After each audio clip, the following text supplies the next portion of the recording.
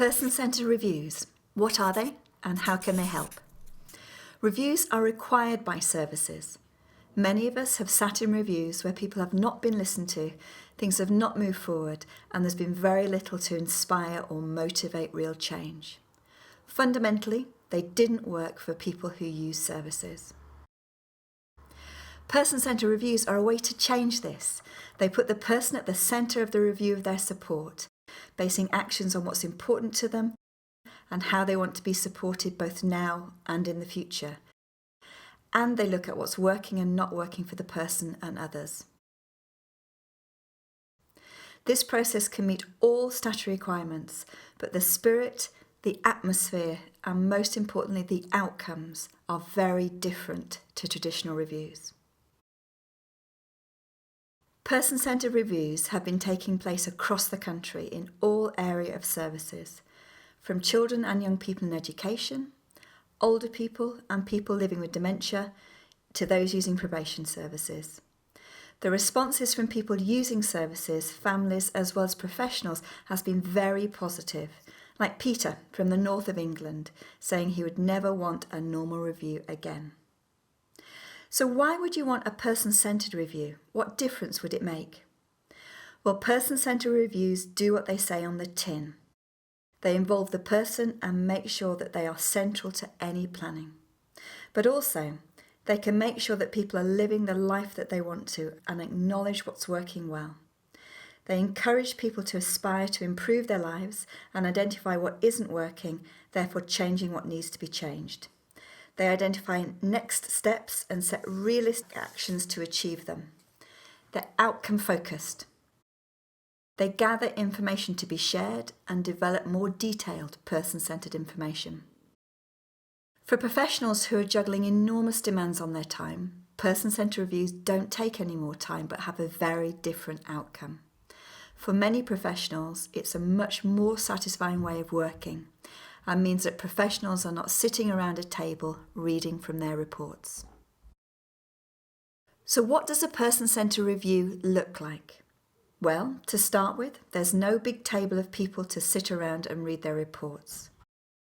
The room is usually set up with flip charts on the wall, each of which asks a different question. There are chairs set out informally and usually music playing in the background to welcome people into a warm and friendly atmosphere. There are refreshments of the person's choice available and an array of pens to write with. It already feels very different to a traditional review. So what are the headings?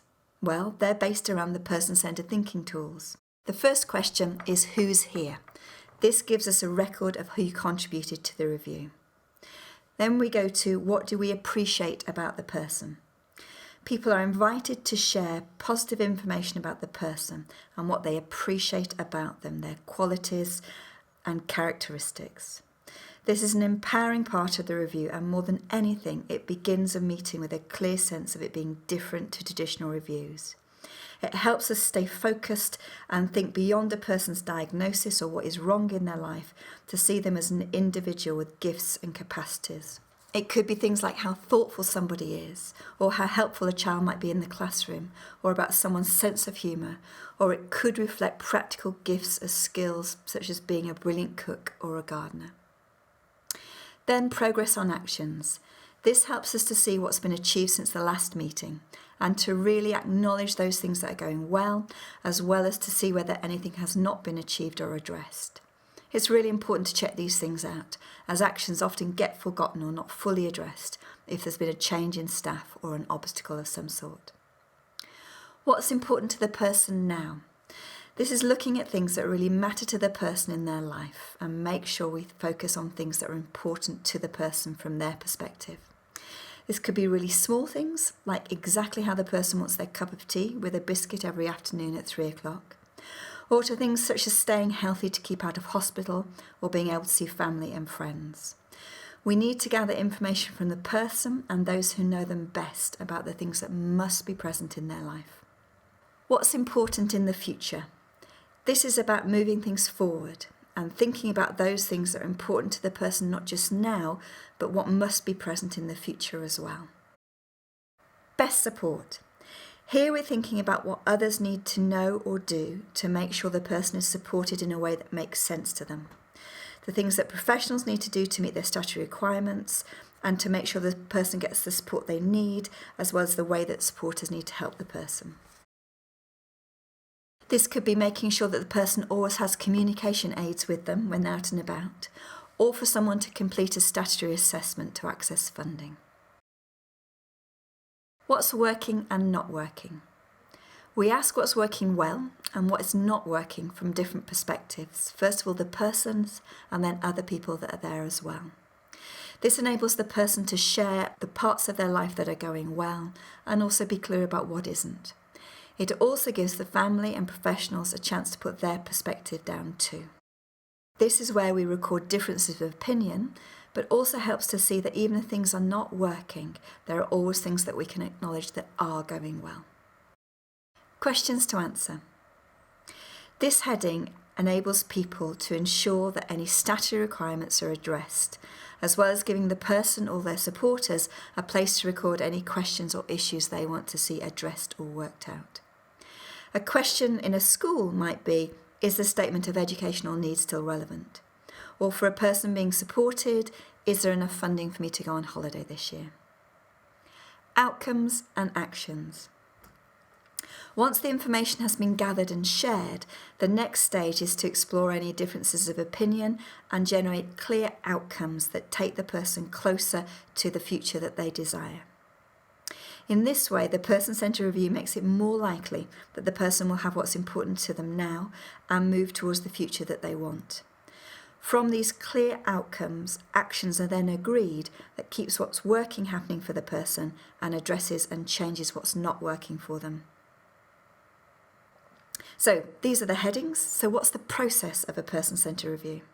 The first part of the review, the facilitator asks everybody to introduce themselves in relation to who they are in the person's life and to share something that they appreciate about the person.